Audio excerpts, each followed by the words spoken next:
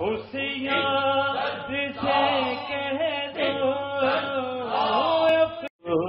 میاں، اس یار سے کہہ دو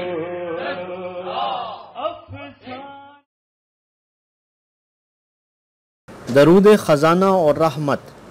حضرت ابو الفضل رحمت اللہ علیہ فرماتے ہیں کہ ایک شخص خراسان سے میرے پاس آیا اور اس نے یہ بیان کیا کہ میں مدینہ منورہ میں تھا کہ میں نے حضرت نبی کریم صلی اللہ علیہ وسلم کی خواب میں زیارت کی۔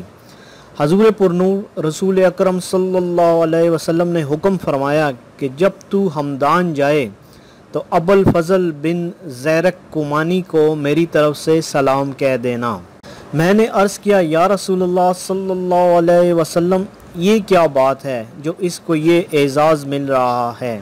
حضور سرور کونین صلی اللہ علیہ وسلم نے فرمایا کہ ابو الفضل کومانی رحمت اللہ علیہ مجھ پر روزانہ 100 مرتبہ یا اس سے بھی زیادہ درود پاک پڑھتا ہے۔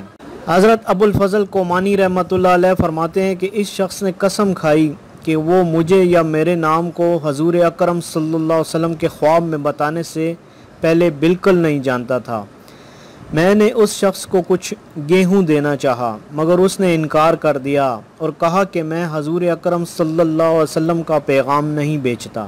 ابو الفضل رحمت اللہ علیہ فرماتے ہیں کہ وہ چلا گیا، اس کے بعد میں نے اس کو کبھی نہیں دیکھا۔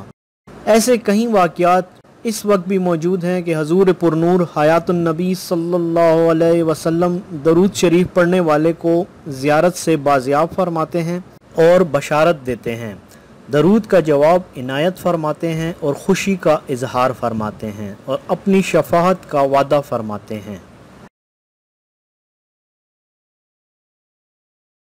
بسم اللہ الرحمن الرحیم۔ اللہم صلی علی محمد النبی الامی وعلی آل محمد جزا اللہ محمدا صلی اللہ علیہ وسلم عنا ما هو اہلہ۔ آئیے ایک بار پھر پڑھ لیتے ہیں۔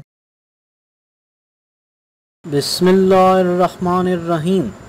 اللہم صلی علی محمد النبی الامی وعلی آل محمد جزا اللہ محمدا صلی اللہ علیہ وسلم عنا ما هو اہلہ۔